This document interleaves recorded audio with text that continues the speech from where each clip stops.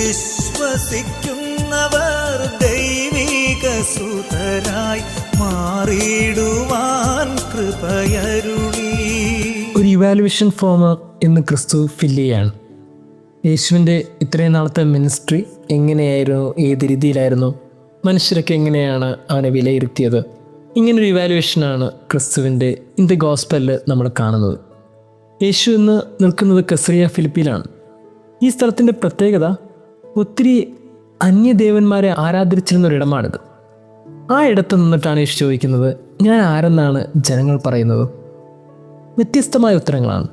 വ്യത്യസ്തമായ ഉത്തരങ്ങൾക്ക് കാരണമുണ്ട്.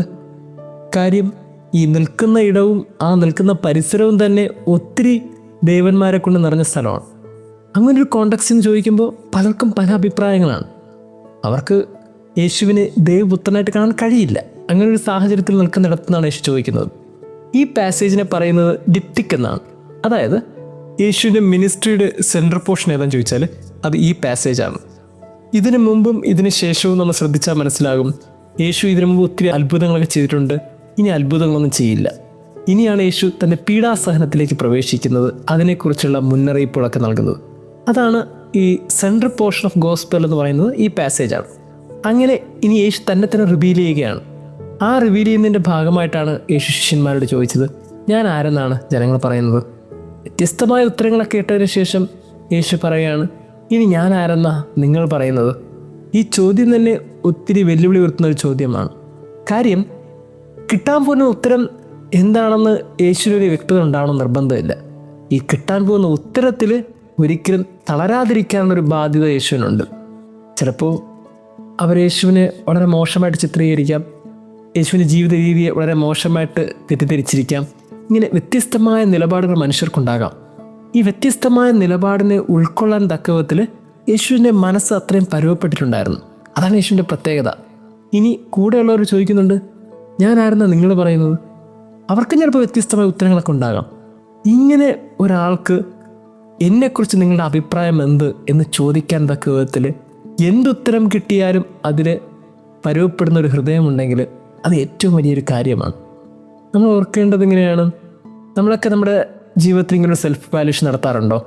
നമ്മളൊരു മിനിസ്ട്രിയിലായിരിക്കുമ്പോൾ, നമ്മളൊരു വീടിനകത്തൊക്കെ ആയിരിക്കുമ്പോൾ നമ്മളെക്കുറിച്ച് നമ്മുടെ കൂടെയുള്ളവരുടെ അഭിപ്രായം എന്താണ് എന്നെന്തെങ്കിലും നമ്മൾ ചിന്തിച്ചിട്ടുണ്ടോ? ഇവരെങ്ങനെയാണ് നമ്മൾ മനസ്സിലാക്കുന്നത്? നമ്മളുടെ ജീവിത രീതിയെ, നമ്മുടെ വാക്കുകളെ, നമ്മുടെ പ്രവൃത്തിയെ, ഇതൊക്കെ എങ്ങനെയാണ് കൂടെയുള്ളവർ കാണുന്നതെന്ന് നമ്മൾ എന്തെങ്കിലും ചിന്തിച്ചിട്ടുണ്ടോ? പക്ഷേ യേശു അത് ചിന്തിച്ചു.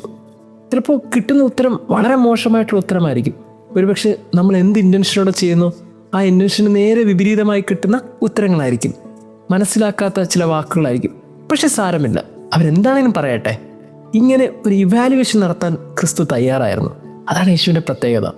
പ്രിയമുള്ളവരെയും നമ്മൾ ഓരോരുത്തരും ചിന്തിക്കേണ്ട ഒരു കാര്യം ഇതാണ്, നമ്മുടെയൊക്കെ ജീവിതത്തിനിടയിൽ നമ്മളൊരു സെൽഫ് ഇവാലുവേഷൻ നടത്തുന്നുണ്ടോ?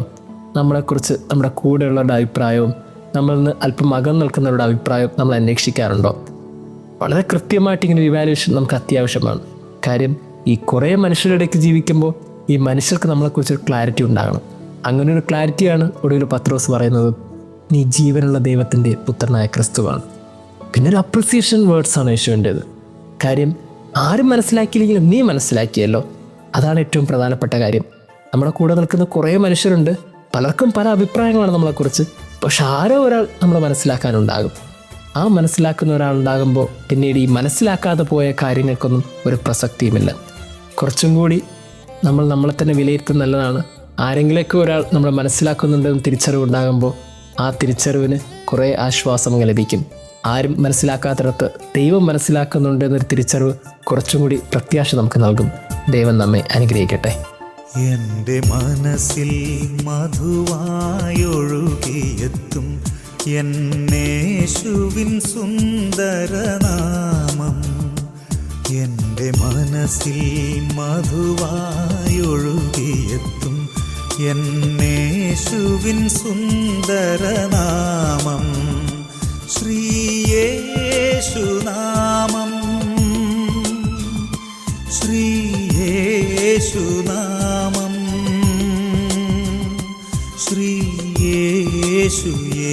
ശ്രീയേശുനാമം. എൻ്റെ മനസ്സിൽ മധുവായൊഴുകി ഒഴുകിയെത്തും എന്നേശുവിൻ സുന്ദരനാമം.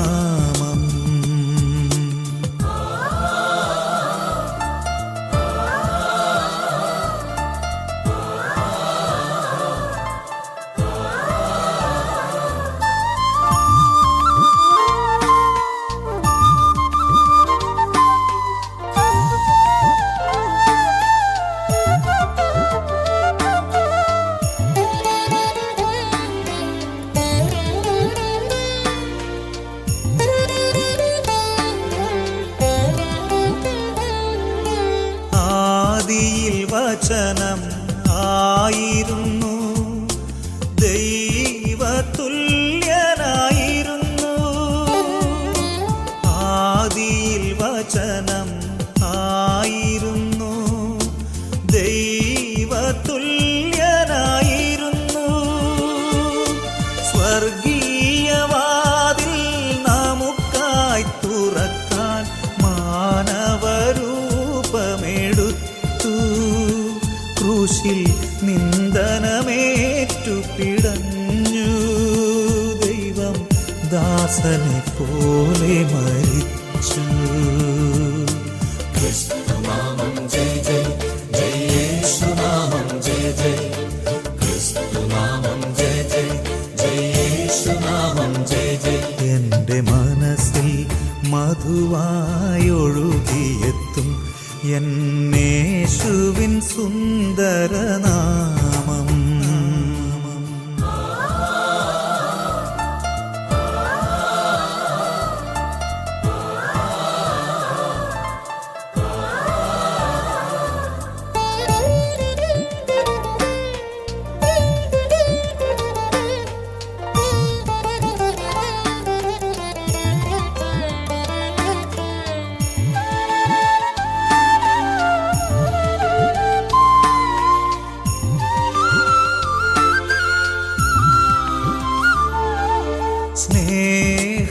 സ്നേഹസൂര്യനായി അവതരിച്ചു, നന്മകൾ ചെയ്തു ചരിച്ചു. സ്നേഹസൂര്യനായി അവതരിച്ചു, നന്മകൾ ചെയ്തു ചരിച്ചു. വിശ്വസിക്കുന്നവർ ദൈവിക സുതരായി മാറിയിടുവാൻ കൃപയരുളി. നാഥൻ പാവനാത്മാവിനെ നൽകി. ഈശോ ജീവജലത്തിനുറവയായി. ക്രിസ്തുനാമം ജയ ജയ, ജയ യേശുനാമം ജയ ജയ. ക്രിസ്തുനാമം ജയ ജയ, ജയ യേശുനാമം ജയ ജയ. എൻ്റെ മനസ്സിൽ മധുവായൊഴുകിയെത്തും എന്നേശുവിൻ സുന്ദരനാമം. എൻ്റെ മനസ്സിൽ മധുവായൊഴുകിയെത്തും എന്നേശുവിൻ സുന്ദരനാമം. ശ്രീയേശുനാമം, ശ്രീയേശുനാമം, ശ്രീയേശുനാമം.